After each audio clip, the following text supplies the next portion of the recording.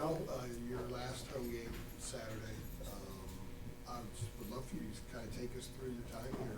Some of the things that, so if there's some seminal moments that you can look back on and how you changed as a player and as an individual, what some of those are. Yeah.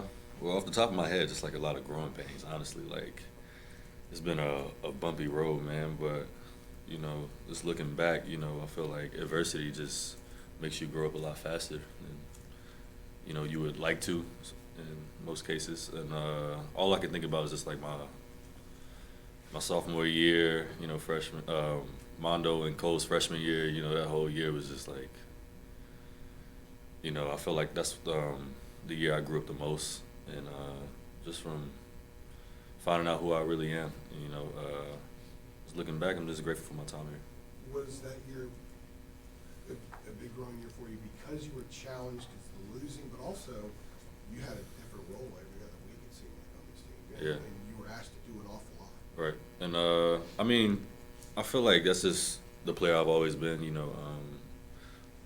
I feel like you guys know I was recruited to play point guard. I grew up playing point guard my entire life. And just my size and length just gives me the tools to, be moving around a little bit, whatever the team needs kind of thing. And, yeah, that part I didn't really have a problem with, but definitely the losing was completely new to me, yeah. Leaky, you've been known as like the anchor of this program since you've been here, especially the last couple of years. How have you handled that responsibility? And, how has it grown you, being known as that? I appreciate it. I didn't know that, but I appreciate it.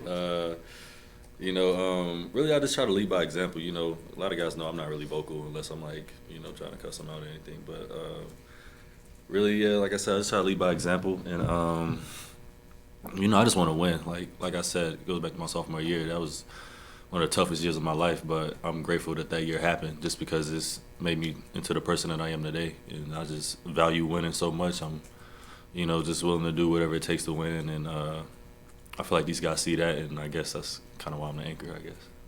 Going back to last year, in the Final Four, I think it was, when you talked about having some anxiety. Mm-hmm.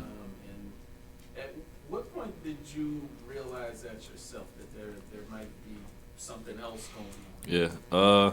Well, actually, it's funny. Doug was showing me pictures of my freshman year, literally yesterday, and there's one particular workout with Coach Rob that we were trying to figure out what was going on with my thumb, when really it was my anxiety taking over. I couldn't feel like my arms or anything. We thought it was like I just came out the weight room. We didn't know what was going on, and it was just, as time went by, I eventually met Jackie Manuel, and I was telling him about that workout, and he told me that was anxiety, and then I did more research on it and kind of realized what it was, and I'm grateful I met him, because I feel like that right there changed my life. I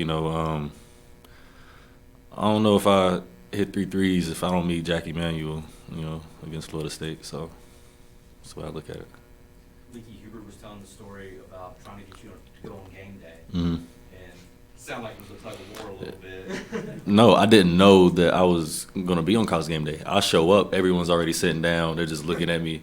And then I guess it was time for, what, you talking about last year, right? I don't know. I'm not sure. He said last year, Yeah, okay, but I'm not doing it this year. He was like, I'm not doing it again. Okay, yeah. Oh, they're trying to get you to do it again? No, I didn't know. That's what I was saying. I'm making sure it wasn't this year, 'cause I'm not doing No, calm that. down. Yeah, okay.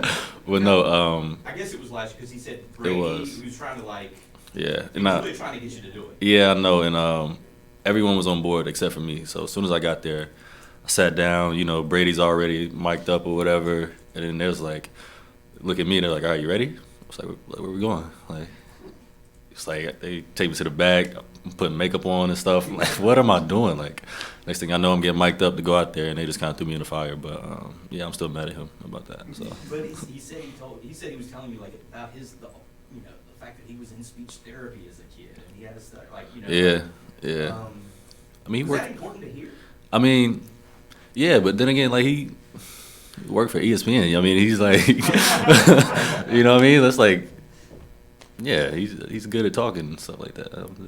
I I don't like the bright lights that much. Speaking of ESPN, he said that you someday might make a good TV analyst. What do Who, you me? think? Yeah. What do you think about that? I don't think I talk enough for that, but I mean, who knows? We'll see. You told me a few years ago that maybe coaching would interest you one day. You said you liked the IQ part of the game. Yeah. I think it was your sophomore year when you said that. Yeah, I like to think I have a good IQ. I don't like to think I just, have a big head. I like to think I know what I'm talking about sometimes, and I do feel like I'll be a good coach, but that goes back to me, getting over the talking part again. So that's, every day it's a grind. I see the way Coach Davis comes in, and it's like a battle. It's you really got to be able to motivate guys, and regardless of what you have going on in your personal life, you got to be able to, help reach kids and, groom them into the men that you want them to be, kind of thing. So it's definitely a tough job, but I mean, I wouldn't be against it at all. Armando said he thought after that first year that you didn't like him too much because people were Oh, Jesse yeah. and Mr. Oh, my God. Man, before y'all ask for stories, I can't say anything, like, specific because I already told them a couple stories. They said I can't say that, so. But, yeah, I'm going to just leave it at that. They were very immature. And I used to be an angry person. I used to be kind of, straightforward and direct with them because, Cole, he grew up rich. He got everything he wanted. You know what I mean? So it's like, needless to say, it's like I didn't like that, like that at all. So yeah, I let him know how I felt. How much has Armando changed since those days? I still see it a little bit. He's still a big kid, man. I swear, but he has changed a lot. I tell Garrison and B. Rob and every these guys come back, like how proud they would be of Armando for him growing up and doing some things that he used to complain about or whine about when he was a freshman. So yeah, I'm really proud of him. Leaky, when we talked to you last year at this time after the Syracuse game, that was the last home game here. Mm. You had a senior night that night, and if I'm remembering it correctly, you said something like, I kind of don't want it to be my last one or something. Yeah. We were kind of like, well, what the heck do you mean by that? Like, Y'all knew what I meant. Well, how did you get there? What got you there? Because obviously that was going to be your final season, I guess. Yeah. And then what changed it for you? Because it was before you guys went on the run in the tournament. Right. Well, believe it or not, I felt like the change coming. I felt us, actually caring a little bit more, and I felt like, I felt the potential building up and building up. But, all throughout the year, I would have some games where I would play like great, didn't really get the recognition kind of thing, and Miss Leslie, along with Big May, and a couple of the other coaches, they was just, just every day kind of tell me that they would love to have me back, and I wasn't really thinking about coming back, but to hear somebody say that they want you back, it obviously moved me in a touching way, I guess. And going to that senior night, I knew I was coming back. That's why I said that. So it wasn't really a senior night, but like I knew I was coming back. But yeah, I guess Saturday would be my true senior night. Do you feel that same change now? Yeah, that's why it took me so long to answer that, because I'm starting to think about it. It's really hit me a little bit. So. What are the things that you noticed then that told you last year, hey, I think we're learning specifics that you pointed to then, and now that stand out? Like I said, just us caring. I talked to a lot of people, a lot of older people, like Danny Green. I talked to a lot of guys, and they're just telling us our biggest problem is we look like we don't care on TV. And I promise you we do. But, like, just getting that emotion out of different guys is different. You know what I mean? It's difficult. Brady, he was a hothead, so it wasn't hard to get it out of him. But, it's a different group of guys. And it's just as soon as we start to care about winning and like nothing else, that's when we really turn the corner. And I felt like with our back against the wall this last 2 weeks or whatever, it feel like it's a different team out there. We were saying that you guys may have been playing tight for a while. Yeah. And now you're a lot looser. Maybe body language is different, so people were seeing tight group as opposed to seeing a little bit looser group now. So you give off a little bit different impression. Would you agree with that? Yeah, 100%. I said beginning of the year when we were number one, we had like a team meeting. We were winning, but it was kind of ugly, and everyone started talking or whatever. And I was just in the meeting. I was just like, we just gotta, block out all the noise and just